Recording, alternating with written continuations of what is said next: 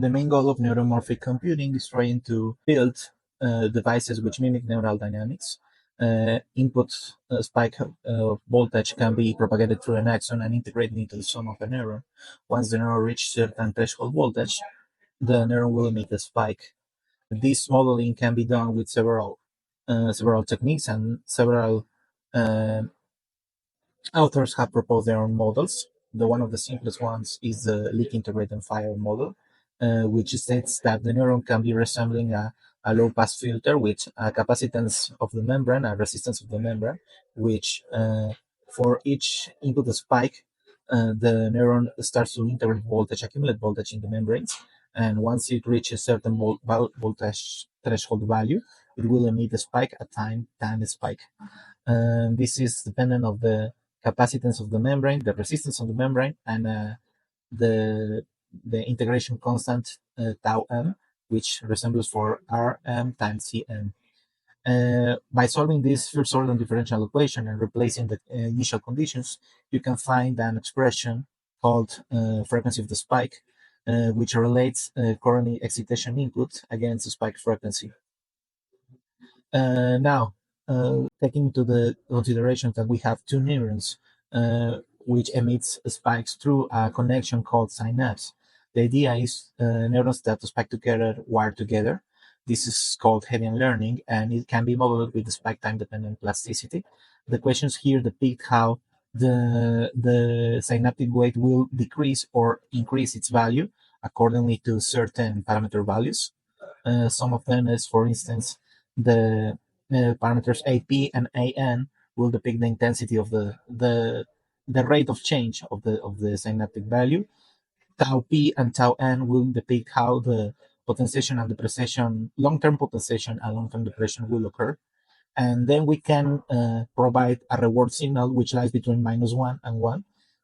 Here on the graphic, we can see what's the effect of changing this reward signal value to -1 to 1. And then we will provide anti-STDP, which is the contrary to STDP, or well, when R equals to 0, the learning is stopped. On the state of the art, several articles are trying to mimic the synapse with a memory store value. Here, our colleagues on Stanford, they do characterize the model of a memory store based on the thickness of the filament formed between the top electrode and the bottom electrode. The model of the membristor tries to mimic this growth and shrinkage of the filament based on how much current has flown between the top electrode and the bottom electrode. And here we can see the Lissajous curve, characteristic Lissajous curve of all membristor devices, and how the thickness of the filament grows. Then we tried this one transistor, one memristor test bench, which is also in the state of the art of several associated memory computing. However, we were working with the code available at GitHub with our colleagues of UK.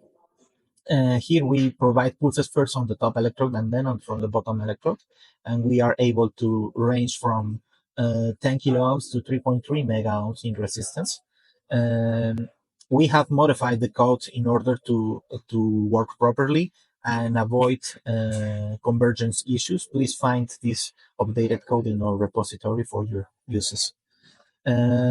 Then we take inspiration into the work on Shi, Lu, Wang, Tian, where they use a kind H-bridge or a rectifier, a full rectifier with two NMOS transistors and two PMOS transistors, controlled by a signal voltage reward signal, which lies between 0 and 1.8 volts. And here we can see two scenarios of simulation for this test bench. As you can see, here is the arriving or the simulation of a presynaptic spike and a postsynaptic spike in red and blue. And here we depict two scenarios, one in blue and one in red. On the first scenario, this we put a voltage source here on B pre and a voltage source here on B post, providing the signals. Then, on the first simulation, the reward signal stays shut down, enabling only the PMOS transistors. And on the second scenario, at the half of the simulation, we do enable the reward signaling, and we can see how the current flows on the first scenario only in one direction, while on the second scenario, the current flips and starts flowing on the second direction. We can also see how the growth of the membristance On the first scenario, only grows until it reaches 3.3 kilo ohms. And on the second scenario, we are able to first start increasing the main resistance and then decrease its value once the reward signal shifts. With this work in mind, we modified the proposal on the RSTDP Synapse by including the reward signal and also a stage to provide the case of presynaptic and postsynaptic neurons. On the circuit on the past slide, one disadvantage we observed is that we weren't able to attach several neurons into considering that we have n times n neurons for the first layer and the second layer. Then here on our proposal, we are trying to model how we can provide enough current or detach the power consumption from the neuron, which has to provide the spike and enough power to move the resistor. We move the power duty from the neuron and move it to the synapse, as the intention is to use this synapse with hundreds of neurons and use the neurons only as signaling, the neurons spike only as signaling flag to provide the flow on the resistor. Here, the idea is that we have now four scenarios possible. The first scenario is then imagine this circuit lies between one presynaptic neuron and one postsynaptic neuron. On the first scenario, imagine that the presynaptic neuron will spike, enabling transistors M7 and M6. Also, the reward signal is on 1.8 volts. The path that the current will flow is through M10, then M7, M1, flow through the resistor from the bottom electrode to the top electron, M2, M6, and then goes to ground. On the second scenario is, again, the presynaptic neuron spikes, enabling again M7 and M6. However, as the reward signal is on negative 1.8 volts, now M3 and M4 are enabled, shifting the current flow from the top electrode to the bottom electrode. The other two scenarios are similar. However, now what happens when the postsynaptic neuron spikes, enabling M5 and M8, and enabling M2 and M1 for a reward signal on positive, while for the reward signal on negative, M5 and M8 will be enabled for postsynaptic spike. However, the current will flow in through M4 and M3 as the reward signal is on negative. This gives us full control of the flow of the synapse. And also, as you can see here, in the four scenarios, the current flows from the source to M10, from M10 to the drain to M10, from top to bottom in the four scenarios.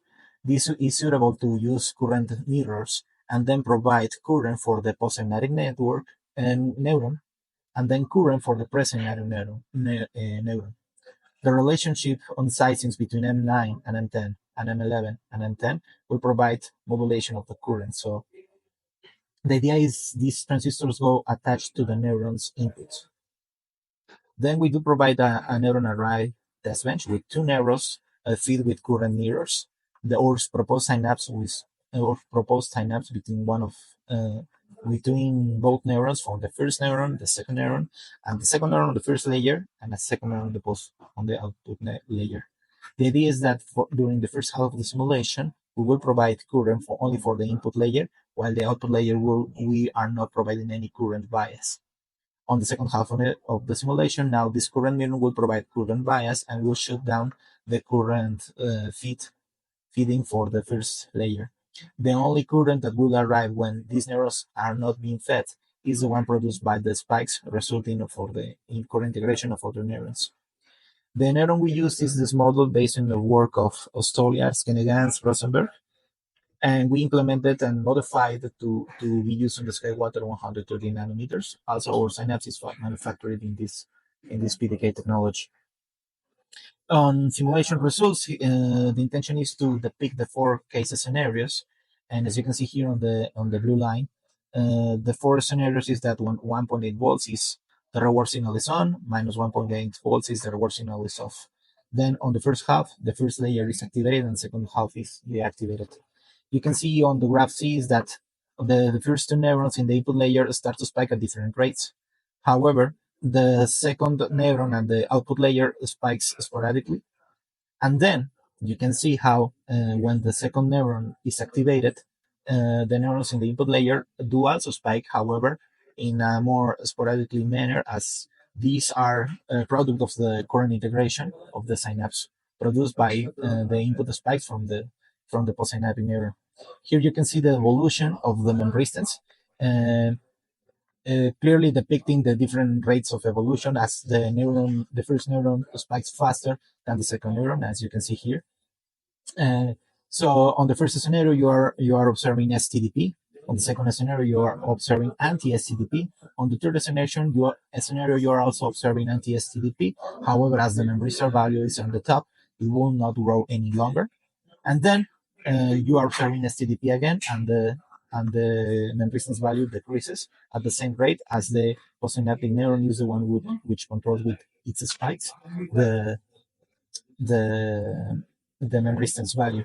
Here you can see the neural activity from each one of the neurons, how the membrane value in the membranes is being integrated, and once it overpasses the threshold value for each neuron, it will emit a spike, which corresponds with one of the spikes of the graph over here. Finally, these both circuits, both the neuron and both the synapse, were implemented using Skywalker 130 nanometers. Here you can see the synapse, which uses an area of 15 micrometers times 14.3 micrometers. The membrane is just this little square, and the neuron is this layout, resulting on 12.3 micrometers times 11 micrometers. The future work of this is to try to then how we can use standard technologies of manufacturing, and how can use parameterized cells to increase the usage of these neurons in a systematic manner, and how we can assemble these neurons in different architectures such as DDPG3, DDPG, TD3, or soft factor critic neurons in a large scale scenario.